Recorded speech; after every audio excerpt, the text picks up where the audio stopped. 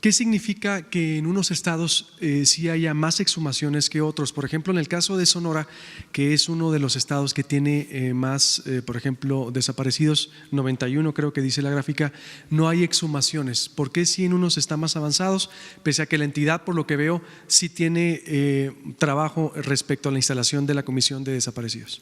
Bueno, hay que señalar que si bien el problema de la desaparición y de las fosas clandestinas es un fenómeno que se ha presentado lamentablemente en todas las entidades de la República, el desarrollo del contexto y la presencia de este tipo de prácticas, particularmente por la delincuencia organizada, es sumamente diferenciado. Y por supuesto que, como se ve en las propias gráficas que se presentaron, el mayor problema de desaparición forzada puede considerarse, se ubica en 10 entidades federativas.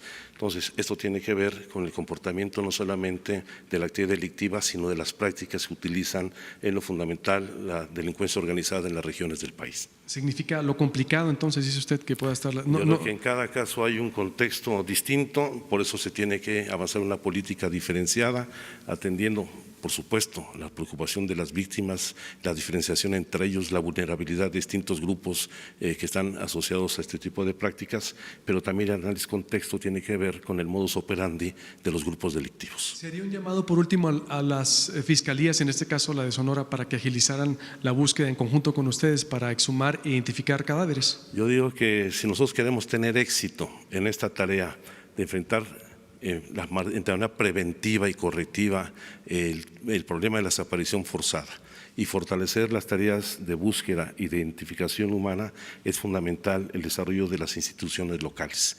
Sin las procuradurías, sin los gobiernos de los estados, sin las instituciones de seguridad pública locales, difícilmente, o tardaremos, mejor dicho, más tiempo en remontar esta situación. Diario, usted hace un análisis comparativo histórico, incluso como lo hizo ahorita, de lo que ha sucedido en México. Diario informa de avances. En un ejercicio sano de autocrítica, ¿cuál sería el error que ha cometido el presidente que reconozca y el acierto? El principal error en estos 9 meses y el acierto que usted diría que ha tenido el presidente. Miren, ¿por qué no le dejamos eso a nuestros críticos? Para que trabajen sobre eso. Además, son muchos que desquiten el sueldo. O sea, ¿por qué no ellos? O sea, si todos los días están haciendo el análisis sobre nuestro gobierno, yo el día primero voy a hablar sobre esto, porque tengo que informar con mucha objetividad, sin ocultar nada. Pero realmente yo estoy sujeto al escrutinio público todos los días. Entonces, que hagan su trabajo. O sea, algunos cobran, y bien, o sea, más que nosotros, más que los que estamos aquí. Entonces, que trabajen. En Sonora, por ejemplo, vivimos, ya casi está por extinguirse la vaquita marina, sufrimos una contaminación severa de minas, por ejemplo, las playas están invadidas por particulares. Bahía de Quino, vino una empresa china hace 3 años, cambió el sentido del oleaje por una construcción que hizo. San Carlos es lo mismo. Por ejemplo, Pueblo Yaqui, en Cajeme, el agua tiene contenido ya de arsénico y ha causado contaminación severa. Los estudios que hacía Conagua, por ejemplo, cada 2 años, que eran para ver el estado del agua, se suspendieron hace 9, y entiendo que ahorita por la política de austeridad que estamos no han nombrado, por ejemplo, a delegado de Semarnato Profepa. Es decir, el compromiso en lo que resta del sexenio en materia de combate al daño al medio ambiente, presidente, ¿hasta dónde va a llegar? La legislación es laxa, dice Greenpeace, por ejemplo. Grupo México, por haber derramado el ácido sulfúrico en Guaymas, merece una multa de casi 2 millones de pesos. Es una burla. Es decir, ¿hay alguna intención de actualizar legislación y de poner orden a las empresas? Es que, claro, es que antes no había una separación que sí hay ahora entre poder económico y poder político. El gobierno estaba tomado, el gobierno no representaba a todos, Ahora sí. Ahora no hay un grupo de interés creado, por poderoso que sea, que pase por encima de las leyes y de la voluntad del pueblo. Entonces, les pongo un ejemplo sencillo. ¿Quién es el secretario de Medio Ambiente? O sea, Víctor Manuel Toledo. Vean su trayectoria. O sea, es una gente de primera, especialista, pero además honesto. Es que el problema principal, o sea, el asunto básico es la honestidad. Entonces, ya no es igual. Sí hay presencia en los estados, en todos los estados. No, es que no va a haber delegados. Eso ya se terminó.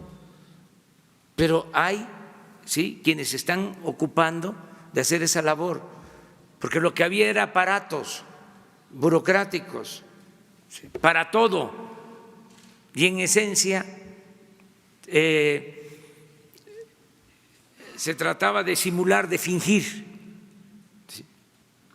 Yo ayer, eso no se filtró posiblemente, pero les decía yo a los legisladores que era admirable cómo Carsten, por ejemplo, había logrado en 3 años consecutivos aprobación del presupuesto por unanimidad. Imagínense eso. 3 años que el presupuesto se aprueba por unanimidad. ¿Sí? En la Cámara de Diputados, con 6, 8 partidos. ¿Cómo le hacía? Pues se les repartía a todos. Habían partidas para todos. Gobernadores, presidentes municipales, líderes sociales, organizaciones no gubernamentales, los propios legisladores tenían una asignación del presupuesto, los moches. Entonces, ¿por qué actuaban así? Porque el gobierno no estaba para servir al pueblo y no les importaba el plan de desarrollo. ¿Para qué estaba el gobierno? En esencia, para facilitar el saqueo, para trasladar los bienes del pueblo y de la nación a particulares. Para eso estaba el gobierno. Entonces, el presupuesto se podía pulverizar, repartir así. Ahora no. Ahora el presupuesto es para los adultos mayores, para las personas con discapacidad, para las becas, para explorar y perforar los pozos petroleros y detener la crisis en la producción de petróleo y que el petróleo siga siendo de los mexicanos. Para eso es el presupuesto. Entonces, han habido cambios importantísimos. Entonces, todavía, o sea, cada vez que se iba a aprobar el presupuesto, era una romería, parecía un tianguis, la Cámara de Diputados. Ponían hasta carpas, daban comida para que los diputados fueran atendidos y se repartieran el botín. Así era. Entonces, todo eso ya se terminó. Entonces, es lo mismo en el caso que tú planteas de medio ambiente. O sea, ya, bueno,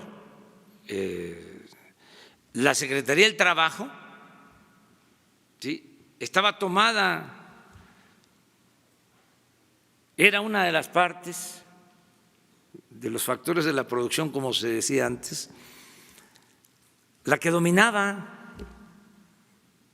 No eran los trabajadores, no tenía representación ahí el obrero.